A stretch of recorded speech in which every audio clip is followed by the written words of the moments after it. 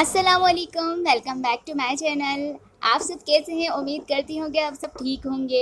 आज मैं बना रही हूँ रशियन सैलेड। यहाँ मैंने चिकन लिया बिल्कुल बहुत थोड़ी सी, और यहाँ पे हाफ़ कप जो है मैंने क्रीम ली है, फ्रेश क्रीम, और 1 कप मैंने मेयोनीज़ ली है, जिसकी रेसिपी मैं आपको पहले दे चुकी हूँ। 1 कप गोभी ली है और 1 कप ही आलू लिए हैं। इसके अलावा मैंने मैक्रोनी ली थी जो पानी में उबाल ली थी नमक डाल के बिल्कुल।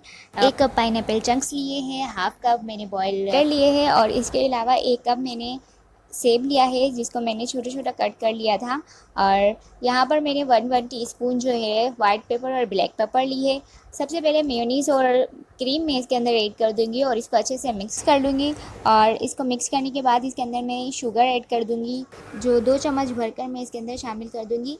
ये आपके अकॉर्डिंग है, अगर आपको ज़्यादा पसंद है शुगर तो आप ज़्यादा भी डाल सकते हैं, और अगर कम तो आप इससे कम कर लीजिएगा। अच्छे से मिक्स कर लूँगी ताकि जो चीनी है वो हमारी इसके अंदर मेल्ट हो जाए। और अब इसके अंदर सबसे पहले सेब शामिल कर दूँगी, क्योंकि आपको पता है कि सेब कटने के बाद इसका कलर जो है चेंज होना शुरू हो जाता है। तो आप भी ऐसे ही कीजिएगा कि आप भी सबसे पहले सेब ही डालें और सबसे एंड में भी सेब को ही काटिएगा।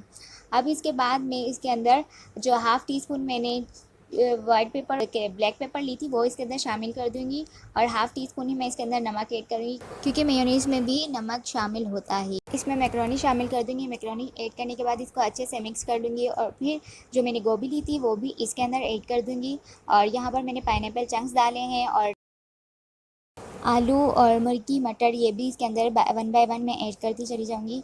और इसके अंदर शामिल करने के बाद इसको मैं अच्छे से मिक्स कर लूँगी, और अच्छे से मिक्स करने के बाद इसकी फ़ाइनल लुक कुछ इस तरीके से आएगी। अगर आप इसमें गाजर डालना चाहें तो वो भी डाल सकते हैं, क्योंकि गाजर भी इसके अंदर डलती है, लेकिन मैंने नहीं डाली थी क्योंकि यहाँ पे मेरे घर में किसी को पसंद नहीं है। अगर आपके पसंद है तो आप वो भी डाल सकते हैं।